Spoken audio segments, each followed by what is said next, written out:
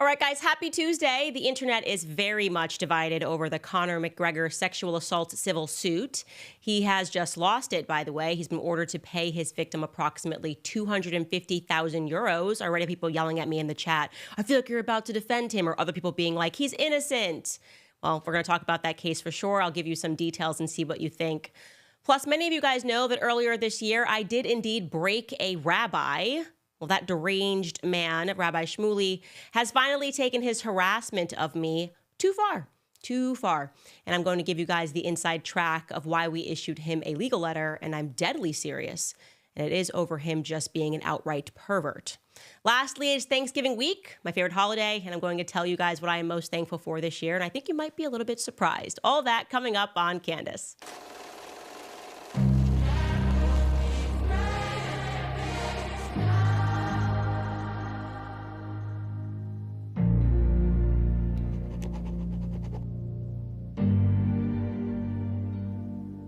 All right, so we are conducting a live poll here in the chat on YouTube. I've asked the question to you guys, do you believe Conor McGregor is guilty?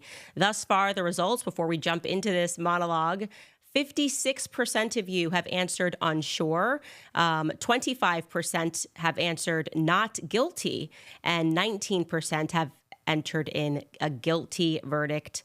So that means that the majority of people do not think he is guilty of the people who have an opinion on it. And then, of course, the overwhelming majority of you are unsure. So I hope that I can provide a little bit of clarity. But first and foremost, I want to say, especially, I really want to hear from women today. I have to hear from women today on the topic of what constitutes a rape, what constitutes a sexual assault. Everybody knows my history with this. I have very much made myself an enemy of the Me Too movement, of the hashtag Believe Women trend, all of it. All of those kinds of movements in the past have labeled me as an internalized misogynist. I always love these like fruity little names they come up with all the time. And I guess an internalized misogynist is like a woman who doesn't know that she hates being a woman on the inside. Something like also being a black white supremacist, super kooky. But I think it's a new day. And I think that many women who perhaps believed the earlier media depictions about me no longer do. They're starting to see that actually I really am just a person that is ruled by logic and not emotion. And I like to have all of the facts presented to me before I enter in a verdict about anything. On the logic side, just to jog your memory, as much as I absolutely hated NBC's Matt Lauer, remember the anchor, NBC News anchor at the top of his game before he then got Me Too'd. And I've had to force myself to defend him because it was utterly illogical, the story that we were being told. But a hashtag was trending and everyone was like, get him out of there. And he lost his entire life, his entire career, because allegedly he raped an intern while covering the Olympics, and then the two of them thereafter decided to continue to have a sexual affair for 2 years all across New York City. That was actually the story that took down Matt Lauer. So we're supposed to believe that first time he raped her, but then she was like, okay, whatever, I kind of love you, rapist, and then they carried on a 2-year affair. I mean, completely and pointedly ridiculous when you just common sense, my friends, common sense. Obviously, he was never credibly accused of rape criminally. Instead, she got a check from NBC and disappeared into the universe. I also strongly believe in personal responsibility. That is why just last week, and this also points to the fact that I will point the finger at men too. Of course, millions of adoring fans worldwide were mourning the death of One Direction singer Liam Payne after he fell off of a balcony. And it is sad, it is a tragedy, but I did also use my platform to signal that it's completely ridiculous and absurd that lawsuits have since been filed against a friend of his for abandonment that was present down there in Argentina. And plus, there was also this Argentinian waiter who's being sued for, quote unquote, supplying drugs to him. Come on, guys. Liam Payne ordered the drugs. He consumed the drugs. He knows what those drugs do. Actions do indeed have consequences, and no one should know that better than an adult that has a fully developed brain. That is just my perspective. Some people, it seems harsh when we're in these emotional moments. Our instincts start to give in to every emotion before we even hear the facts. We don't even need to hear the facts. It's like, how did I feel when I watched that? How did I feel when I watched the George Floyd video? Well, I felt badly, and so therefore, what happened here is a crime, and the police should all go to prison. Same thing, by the way, Kesha, the notorious photo of Kesha crying in the back of the courtroom. That was it. That's all it took. everyone just convicted Dr. Luke and said this poor woman is trapped in her contract with Sony, and it's just so sad, and she's a rape victim, and no further questions asked. Until, their court case went on for an entire decade, many things came to the forefront, including the fact that Kesha had lied to Lady Gaga by saying that Katy Perry was raped, and Katy Perry said this is absolutely not true at all. And Dr. Luke maintained his innocence, saying, no, she is accusing me of this because she wants to edit her contracts, and Sony backed him up on that. Of course, who could forget Amber Heard, the bruise on her eye, forget it. Johnny Depp was done until he was able to sue her for defamation, and then the public really got to see what was going on behind the scenes. So this brings me to Conor McGregor, talking about emotions and how people feel. Okay, so if you don't know who Conor McGregor is, he is a famed Irish UFC fighter who is at this moment losing all of his sponsorships. It's a very big deal. He is being financially impacted due to the fact that they returned a verdict that he plausibly assaulted a woman, not raping her, despite multiple headlines that are misreporting this decision in the courtroom. So here is what we are going to do. We're going to continue to run that poll. We're going to let you guys decide as I give you the facts of this case, whether or not you think he is guilty. And I'm going to tell you all about this woman who is accusing him of sexually assaulting her. Now, her name is Nikita Hand. I can tell you that because she's in the public sphere. She's not trying to maintain her privacy. And we should examine some of these facts. First and foremost, she's bringing a civil suit. She brought a civil suit against him, not a criminal suit. Why? Well, because she already tried to bring this case criminally twice, and it was denied due to a lack of evidence, okay? She claimed in the courtroom that she was brutally raped and battered by Conor McGregor, and yet the director of public prosecution declined to prosecute it. So let's take a look into what maybe led them to make that decision, okay? And here's the story. First and foremost, actually, let me just give you the emotion of this. This is actually a clip of Nikita Hand, just speaking to the fact that often people are just responding to emotion. This is her walking out of the courtroom after she scores the victory against Conor McGregor. Take a listen. To all the victims of sexual assault, I hope my story is a reminder that no matter how afraid you might be, speak up, you have a voice, and keep on fighting for justice. I know this has impacted not only my life, my daughters, my family and friends tremendously, and it's something that I'll never forget for the rest of my life. But now that justice has been served, I can now try and move on and look forward to the future with my family and friends and daughter. Moving testimony. She cried throughout the trial. She spoke about how she had to have a tampon surgically removed. So if you hear that as a woman, you're instantly like, oh my gosh, how could any person ever think that she did anything wrong in this? Like, very clearly, Conor McGregor must have raped her, okay? So here is the actual backstory. Nikita Hand actually contacted Conor McGregor on social media. The two of them struck up a back and forth social media flirting relationship.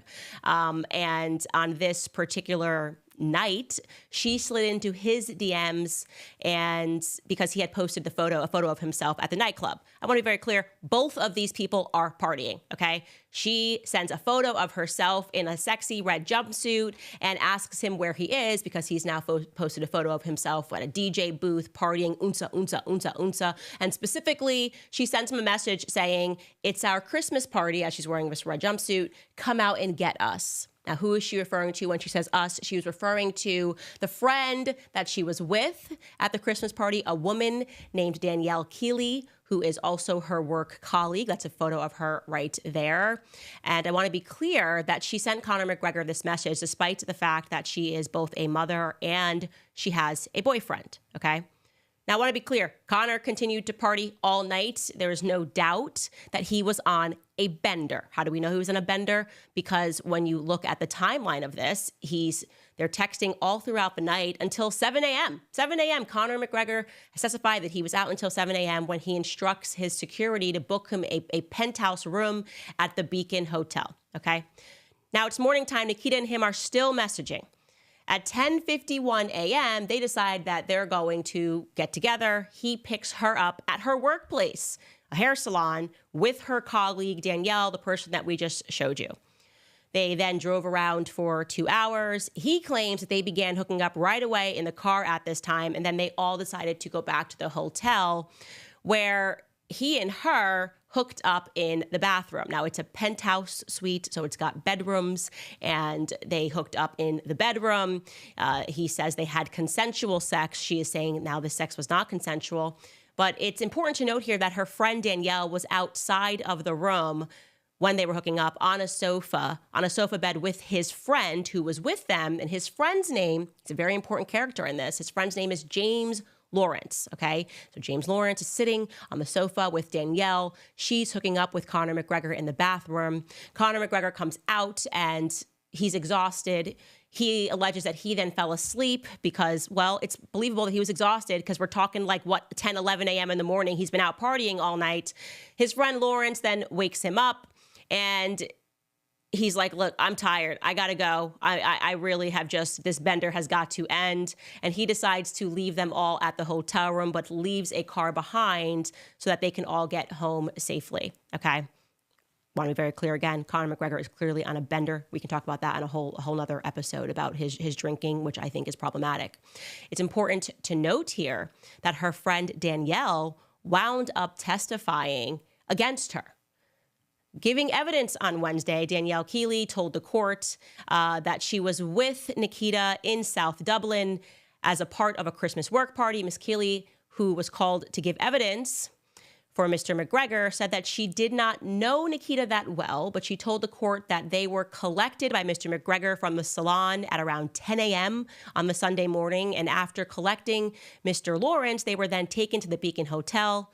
When asked to describe the mood in the penthouse, she said everything was fine and everyone was in good form. She told the court that she knew Nikita and Mr. McGregor had gone into the bedroom, but she didn't really know much about that. She said that she did not know what was happening in the room, and that when she returned to the main room of the penthouse, everything was fine. She said, quote, everything was fine and no one was in bad form. I didn't notice anything that had happened, Ms. Keeley said. Asked if anyone appeared upset, she also replied, no. Ms. Keeley, though, then says that she was contacted by Nikita in the days after the alleged incident, claiming that she had been raped. Asked for her reaction to that days later, Ms. Keeley said, quote, I was surprised because I didn't see anything. I told her I hadn't seen or heard anything. She then told the court that Nikita asked her to delete text messages between them from that night. Now, she asked several people to delete messages from that night because the messages apparently don't show a young woman that is in distress. These are just the facts. These are just the testimony that has been given. Now, this is by her work friend and colleague. I don't know what her incentive would be to lie. Obviously, she's also got the proof in the form of text messages of when she was informed days later, that her friend who she was with, the room that she was just outside of, that a horrific rape had just taken place, okay? So let's be clear. Let's fast forward. She now is telling her friend that she's raped. And Nikita then decides to do what you're supposed to do. She goes after Conor McGregor criminally. And I want to note that she only goes after Conor McGregor for this alleged sexual assault. She names Conor McGregor in this as they begin to investigate this situation. And of course, the police take this very seriously as they're investigating it. This means taking statements from everyone who could plausibly testify as to what happened that night. Curiously enough, Conor McGregor's friend, Lawrence, who was also present, the one that was on the sofa, states that not only did Conor not rape this woman, he believes it was consensual, but also that he, Lawrence, also had consensual sex with Nikita that night. Wait, what? Whoa, hold up. What are you saying? This would be, of course, a big deal. Her team, of course, makes a very sound argument. Lawrence is lying. He's lying. That's Conor's friend. Of course, he's lying for him. He's just saying that to protect his friend. But then, in the course of this investigation, some very interesting evidence turns up. CCTV footage from that morning, which captures her kissing and touching both Conor McGregor and his friend. Okay? The CCTV footage also revealed that after McGregor left the hotel, like he said, left them behind, she stayed at the Beacon Hotel for 4 more hours partying and drinking, and it is during that time which she apparently had sexual intercourse with Lawrence, Conor McGregor's friend. Per the BBC, quote, during almost 20 minutes of the CCTV footage, the barrister said Mr. Lawrence, and Nikita are in the basement of the hotel, and she can be seen kissing Mr. Lawrence on the cheek. The barrister said on occasion they also have their arms around each other. So Nikita says that she has no recollection of that whatsoever. Once she realizes there's footage, she says, quote, "It's not me. It's not my character. You can see how vulnerable I was. I'm stumbling. I don't want to have to look at this footage again. It's very disturbing to me," she said. Mr. McGregor's lawyer said that the CCT footage clearly contradicts the story that she told the court. She broke down. She said that she didn't agree with that assessment. She said, quote, "The CCT footage does not take away what happened to me in that room with Conor. I was brutally raped and battered. That CCT does not take away what happened to me," end quote. Okay. But the prosecutor's office clearly felt different following the investigation. They ultimately declined to prosecute, citing two main reasons. The first is Nikita freely admitting to the fact that she had consumed a large amount of drugs and alcohol, and also the fact that they then discovered that there was a second person who she had sex with after she claimed to be brutally raped by the first. Now, I guess to them it seemed unlikely that a woman who had survived a brutal rape would not only stay and continue partying after her rapist had left, and you can freely go and run to the police and into the arms of people that can protect you, but also would someone who was just raped sleep with a second man.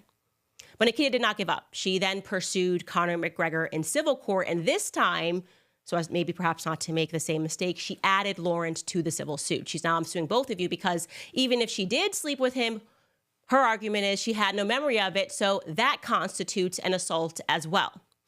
They argued, because it's Conor's side, that she was clearly of sound mind because she was sending lengthy text messages to her boyfriend the entire night, lying about her whereabouts. Obviously, as I mentioned before, she had a boyfriend, so she's doing all of this, but she's in a relationship and she also has a child.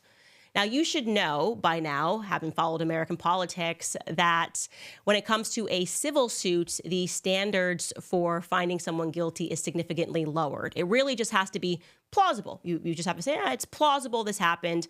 And we know this more than anything because of E. Jean Carroll, who won that absurd defamation case against Trump for $800 million, I think is what they awarded her, with not a literal shred of evidence other than her word. There wasn't a text message. There wasn't, we can place Trump here, nothing. It was like from 30 years ago. Didn't matter. The jury was on her side because the jury doesn't like Donald Trump.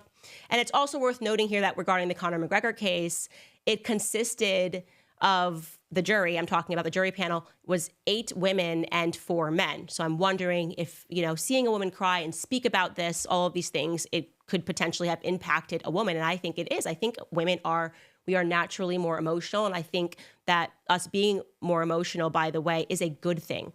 Unless it's tapped into and it's hijacked, it's a tremendously good thing. It's why we're so great with children. We're so nurturing. There's so many strengths to that until somebody hijacks it and it becomes a weakness.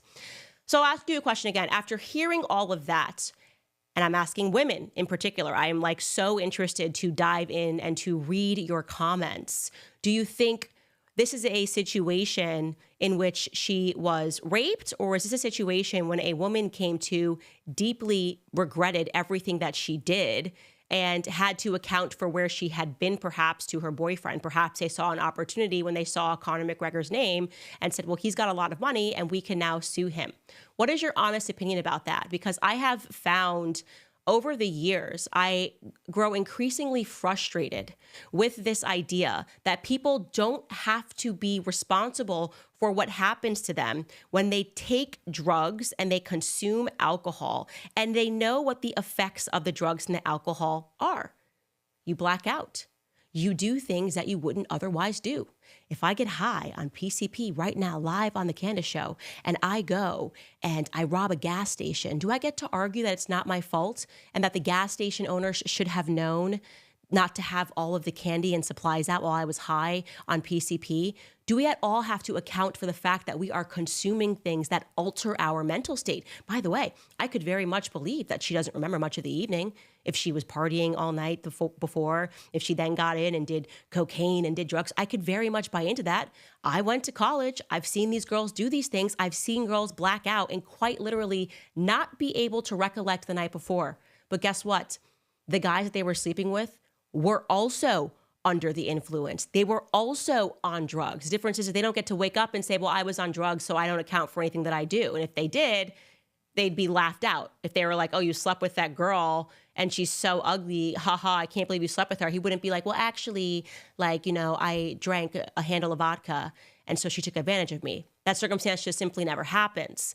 And so this isn't a defense of anything. And I want to be very clear that beyond anything else, I think the true victim in all of this is Conor McGregor's fiance, Dee Devlin, who has stood by him through everything. He has 4 beautiful children. Those are the true victims of this situation, to have to watch their father not lead their family in a way that is commendable and in a way that commands honor and respect and decency. Okay, there is nothing attractive about a man that is not in control of his own whims. And there are so many men who are struggling with alcohol, drug addiction, and the problem when people have money and people have power is having women throw themselves at you, slide into your DM, send you a sexy photo, and you're just like, well, I'm just going to do it. It demonstrates a severe lack of control.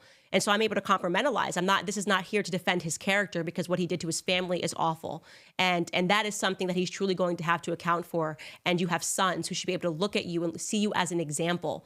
There's nothing sexy or appealing about a man that is available to every woman that throws himself at her. And I really, truly hope Conor McGregor hears those words. You know, you should lead your house much better than you have been leading it in the past. God gave you gifts. God gave you a career opportunity. God put you in the octagon, you know, and you squander all of that away so many times, putting yourselves into this situation, not just putting yourself, right, but putting your entire family, which actually is pointedly selfish for you to do something like that. This doesn't excuse any of that, okay? But when you examine these facts of this case, and now you consider this woman saying, well, I don't remember, therefore it's rape. What is that?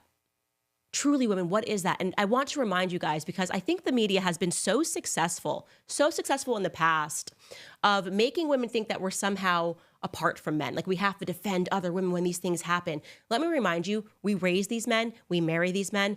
So whatever you decide in this, if you get behind this and you say, oh, she's done nothing wrong, it doesn't matter, just know that you will die by that sword if you have a son one day, okay? You make sure that you say the right thing, the moral thing, and the correct thing, and not the popular thing when it comes to trying to create a future that our sons can survive in, because I do not feel comfortable with this generation of Me Too, and I think it's harmful to true rape victims, women who weren't sliding anybody's DMs half naked, being suggestive, asking to go to a man's hotel room in the middle of the night on drugs or alcohol, and were truly raped and pursued by a predator who drugged them against their will. I think these women do a tremendous disjustice to those women. And those are my final thoughts on that. All right, guys, I have got to tell you about HeWo. I'm so actually thrilled to introduce this to you. This little thing that I'm holding, it's short for Hear the Word. My son is obsessed with this. It's a super fun and meaningful audio player designed to reinforce children's faith formation. It's the perfect Christmas gift. It basically just tells them little Bible stories, helping your family embrace the true meaning of Christmas and celebrate the birth of Christ with joy. HeWo is the ultimate faith companion for kids up to 12 years old. Imagine Bible stories coming alive, inspiring the lives of great saints, faith-filled music. Every month they offer personalized content tailored to your child's age and liturgical season. From saint stories to Sunday Mass reflection, HeWo makes it easy for children to engage with their faith. And here's the best part. By choosing HeWo, you're doing good for your child, and you're also supporting evangelization. A full 70% off your subscription directly funds the Catholic content creators, helping them share the gospel while blessing your family with uplifting resources. So whether you start with the starter pack, which is 30 stories and 10 prayers, or you dive into the unlimited subscription, which is hundreds of hours of content and 25% off until Christmas, visit the HeWoStore.com. That's HeWo store.com to order your HeWo player while supplies last and make faith formation fun, engaging, and unforgettable for our children. Again, that's HeWo store.com today. All right, let's get into Rabbi Shmuley. I mean, look at that. That's the nicest picture we could find of him right there. That is the nicest picture we could possibly find of this man. You really do in life end up with the face that you deserve. So everyone has been following this story, and truly what I can say about Rabbi Shmuley is he's just mentally deranged. He's unhinged. I think it's unfair to pretend that he represents the average Jewish person. He simply doesn't. I think most people outside of people who are truly deranged accept the fact that there is something very wrong with this individual. And I will say that it has been deeply upsetting to see, though, however, like Jewish publications like the Jerusalem Post, like they never say he's done anything wrong. He's been allowed to have a column in one of those publications for a very long time. So there is a little bit of responsibility on that side. I will say that. Anyways, so the backstory, of course, we all know Rabbi Shmuley began harassing me for 2 years over my refusal to publicly condemn Kanye West, because I don't do that to my friends ever. And I am friends with Kanye, and I'm still friends with Kanye. So there you go. And him and his daughter just became completely deranged and obsessive about everything. This all culminated when I completely broke Rabbi Shmuley on Piers Morgan. Obviously, we had a debate about anti-Semitism, and he just revealed himself to be a liar to the world. And that video got 4 million views. People were very shocked to see him just get caught lying and making up stories and then trying to undo it. And you just look at him and you know this is a person that is possessed by a demon. Well, that only sort of sped up and magnified his attacks against me. And I just completely ignore him because truly I am better than him. And most of the times it's just better to walk away from someone who would do better in an asylum. Truly, he's an argument that we should bring back insane asylums. That's my viewpoint. But he took it a bridge too far, just a step too far, when it was brought to my attention that he was hawking sex products and using my face and my name. In case you don't know this, he sells sex products, sex toys with his daughter, and for whatever reason decided that if he used my face and my name, again, this is a rabbi, okay, that maybe they would sell more products. I'm going to show you the post because it's so disgusting. The sexual innuendo of it is what particularly got me so angry. He wrote, with a photo of me holding microphones, Candace Owens really knows how to grab those microphones. Yeah, microphones. Beyond thrilled to announce that our hashtag Made in Israel kosher sex pleasure massage oil has been nominated as the best sex lubricant for couples by the world's leading sex and intimacy publication. Shop only on kosher.sex. Want to offer the special discount for the Clan Grand Wizard, Candace Owens, single most sexually perverted or repressed woman on earth, and the biggest anti-Semite who studies my daughter's website minutely 10 hours per day. Pardon. Life is nothing without your your big giant Candace O. Order now with the hashtag never again. No words.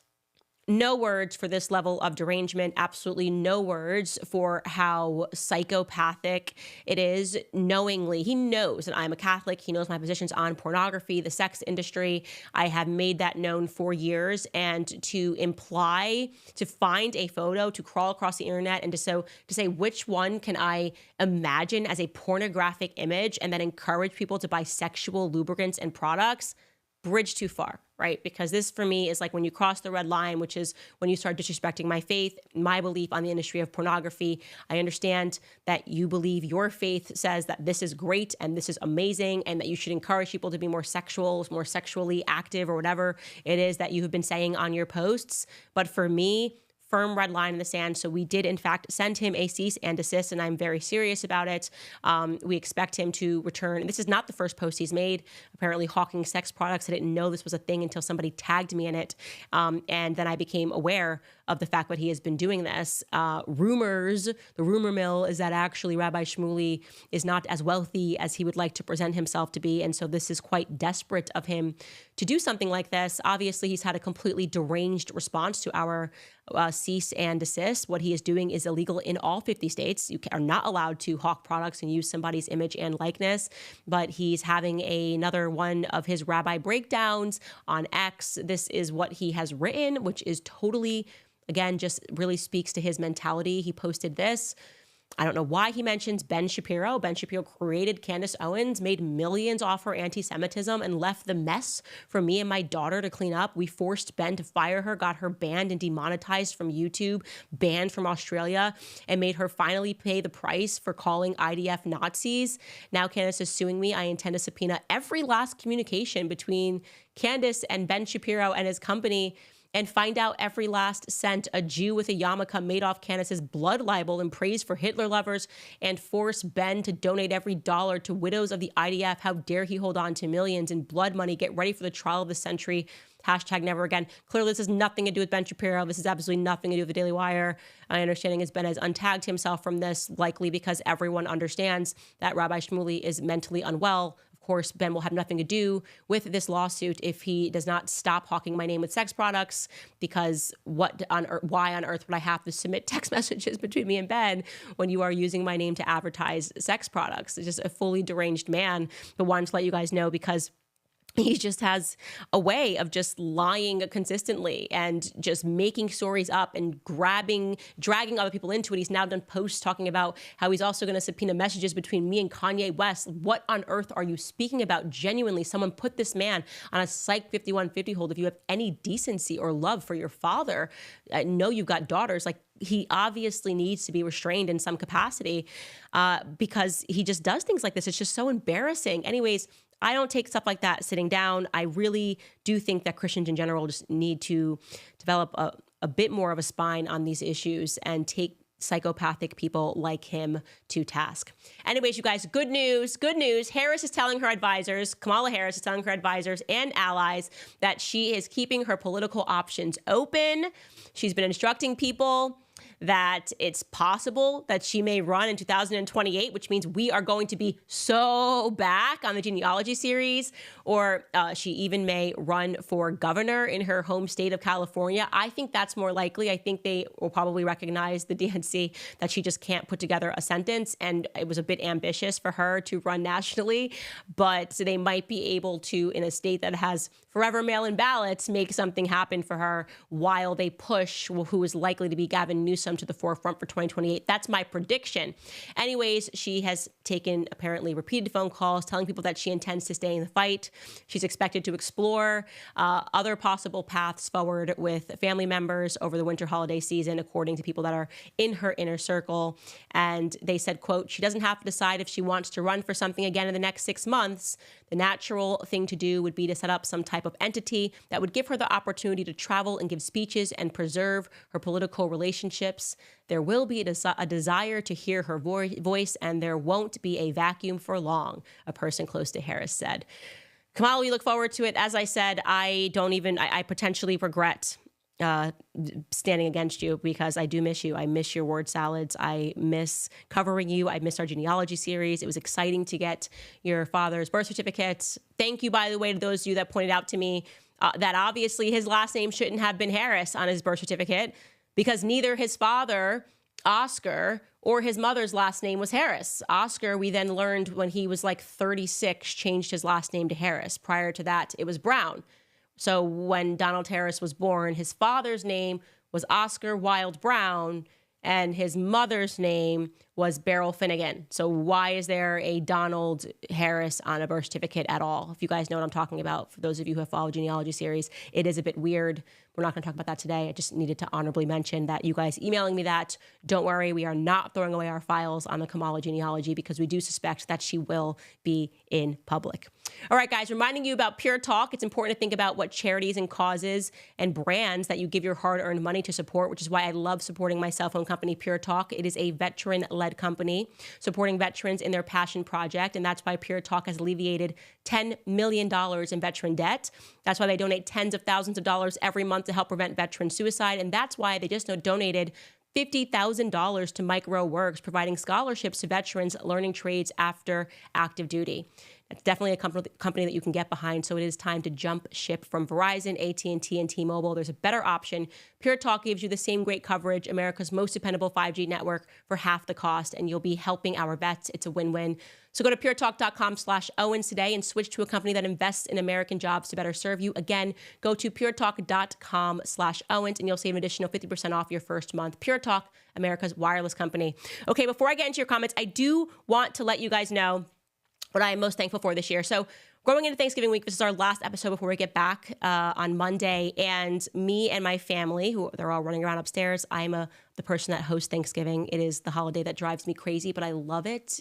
I just love it. It's food, it's children laughing, it's sports on the television, and there's no presents involved. It's just eating.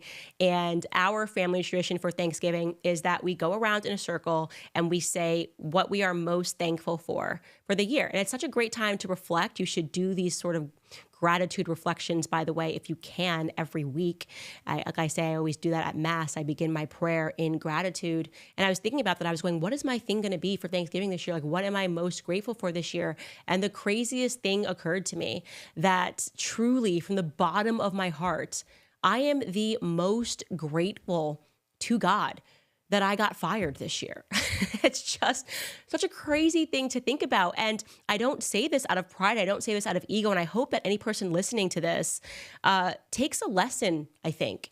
So often, which has been the circumstance in my life, that every time I believe that God is sending me a curse, especially when I grew up and I was like angry at God because you're a teenager and you're just like, God is obviously not real because why would he let people suffer? That was my perspective when I experimented with atheism. And especially you're like, well, why would God let me grow up poor? Why would God not let me have parents that stayed together? My parents divorced. Why would God do all this? If there is a God, why would all this happen? And as I began to reflect on my life, as I got older and I got married, I realized that every time there was ever any hardship, whether it was a circumstantial hardship, whether it was a financial hardship, truly, when you reflect, you realize that it was something that God wanted you to go through because there was a bigger picture at the end of it. And so I got a lot smarter in my adult years. And over the last, I would say, 8 years now, when I experience any sorts of hardship, I immediately just thank God instantly in a prayer. I'm like, I don't know what this is about. I don't know why you would do this so randomly, why you want me to go through this, but thank you already because I know that you see a bigger picture, and it has changed my life in so many ways. And I reflect on this year, and I remember being in Amsterdam with my husband when the news dropped and it was global. Like most people can just like leave their job or get fired and they don't have to read about it worldwide. And it was trending in Amsterdam. Like Candace Owens, Christ is King was trending in Amsterdam. And I was going, whoa, this is really big.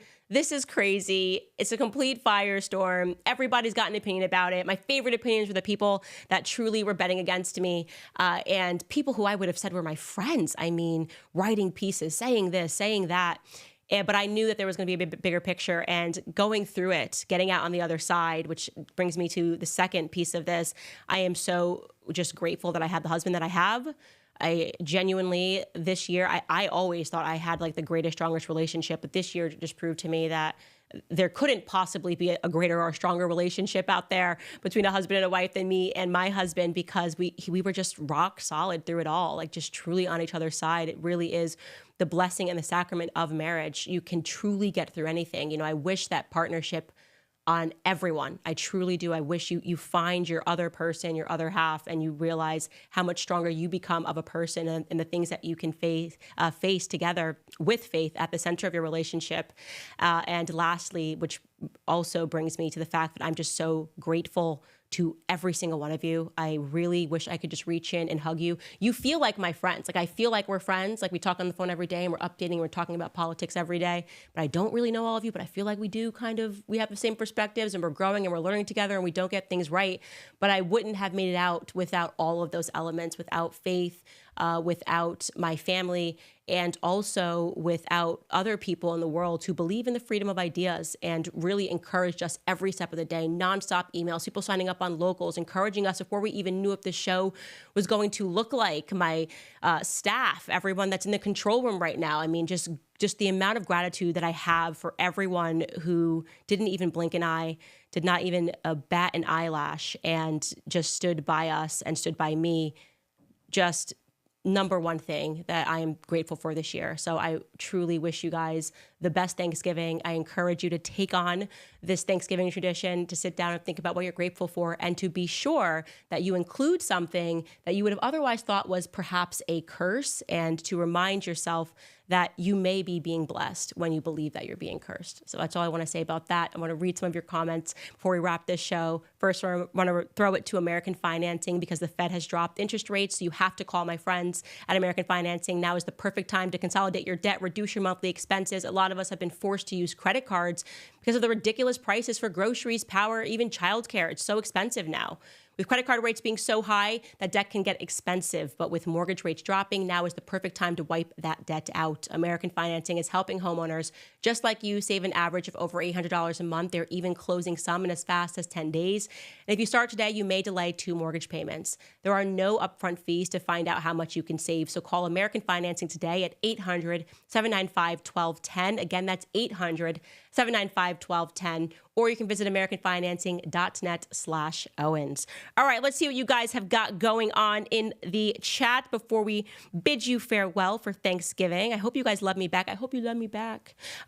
We have first and foremost, Sarah Jones writes, Candace, I love you. Wow, first comment. She does love me back. Keep doing God's work. Thank you for leading me back to Christ. You have changed my life over the past 2 years. Random one. What kind of music do you listen to at the minute? Do you know what? I go through random phases, but my youngest son, every night I put him to bed and I'm now listening to like old school R&B, and I'm just like, oh my gosh, Black music used to be so beautiful and wonderful. He loves Brian McKnight. Well, my husband says that I say he loves Brian McKnight because he can't talk, but he loves Brian McKnight. We listened to Brian McKnight last night. We were listening to One Last Cry, such a good one. Listening to Whitney Houston, listening to Casey and JoJo. Do you guys remember that song? All My Life. Okay, there's no snapping. It's not quick, but you know what I'm talking about. That is just, man, music was so good. It was so good. But that's a spell. I go through these spells and then I'll be like just listening to country music. I really do have a very eclectic taste in music, but right now old school R&B is really, really doing something for me and my 1-year-old son as he falls asleep in my arms every night. Sharice the Rumbler writes, she was sent La Femme Nikita regarding the Conor McGregor case. Listen, I just have an opinion about people that go on these binges and do drugs and do alcohol. It means the drugs are working. If you do things that you wouldn't normally do, if you don't remember things, it is a decision that you are making to impair your judgment. And I think the responsibility has to start with you if you are not being intentionally drugged and everybody else is on drugs. Why does one person have to be the babysitter and assume that you're not doing something consensually if they're doing it consensually and they're also under the influence? That's been my perspective forever. Sarah writes, what is your opinion of Israel's sanctions on Haaretz? Major respect to the Jews standing up to Netanyahu. Yes, I did see Haaretz, by the way, for those of you that are not aware, it is a publication in Israel, and they have been very anti-Netanyahu, basically saying that this is a selfish war. They have called it an ethnic cleansing, what's happening in Gaza. These are Israelis, right, that are saying this. And so they have been sanctioned in some way by Netanyahu's government. And that's crazy. What that makes me think is just, how is it possible that you have these like clones walking around, like these neocons being like, it's the only democracy in the Middle East. It's like, oh, that's like committing an ethnic cleansing that has an apartheid state and that censors speech. What kind of democracy is this? I don't want a part of that democracy. Nope, not for me.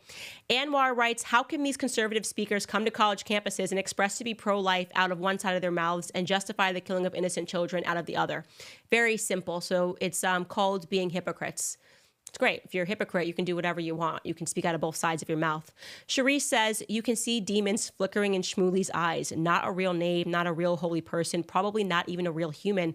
Of course, he'd sexualize. He isn't working for the Lord. Gross AF. Totally agree with you in that assessment. There's something that is fundamentally, it pours off of him where you just go, this is a person that is possessed. Look at this picture.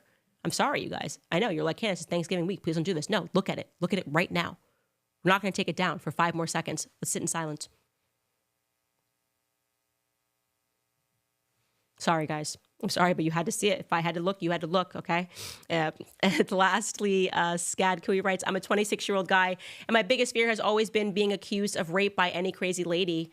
the story that I heard about innocent men who had their lives destroyed are unbelievable. Yeah, we should probably go back and I should do an episode on Brock Turner, because that case is crazy and nobody even knew what happened. It was just what they plucked up out of obscurity to go to the press with, because it was like Hillary Clinton time and they needed like the whole narrative about women. Nobody even knows the facts of that case. It's stunning to me. That's another one that was fully tried by the media. But there's tons of circumstances like that. And I just think that women are better than that. I really do. And by the way, this is why I don't drink and I don't do drugs. You know, maybe I have 4 glasses of wine a year. I've never, since I got into politics, I pulled myself completely away from drinking because I saw that culture of people in politics drinking and just what it does to people. And I lived a really good life in my early 20s. And I got to tell you something, I didn't find any happiness at the bottom of those Red Bull vodkas. I really didn't. And now I love my life so much that I'd like to be sober for it. I want to remember it. I want to see it. And there's no reason for me to be getting blacked out. There's the real thing is so much better. What am I trying to visit? Who am I trying to see? I also think alcohol truly does lower your inhibitions and allows demons to get into your soul, but we'll save that for another day. Lastly, 123B writes, thank you for what you have done, Candace, and for reminding us that God, Jesus Christ, is what matters most. Ave Maria. Like I said, I'm always blessed to be able to share my thoughts with you guys. I never take it for granted. All right, guys, as we head into Thanksgiving, I hope you guys are cooking or doing a lot of eating, one or the other, reminding you that we have our Black Friday bundle deals because Black Friday is coming up. 4 different bundles: the Stand Us Get a Helmet bundle, the Stand Us for God and Country bundle, the Stand Us Christ is King bundle, and lastly, the one that everybody loves, which is the Stand Us Blackout bundle, me hand autographing that. Imagine me doing that all this week, because that is what I will be doing with 1,000 books on the way, because you guys desperately wanted me to restock that. And that's a good one to grab, because we'll be announcing my sophomore book the beginning of next year. I think in January we'll be announcing it. I'm really, really, really excited about it. You guys will be able to own a little mini Candace collection. Thank you. I love you guys. I hope you love me back. We will see you next Monday.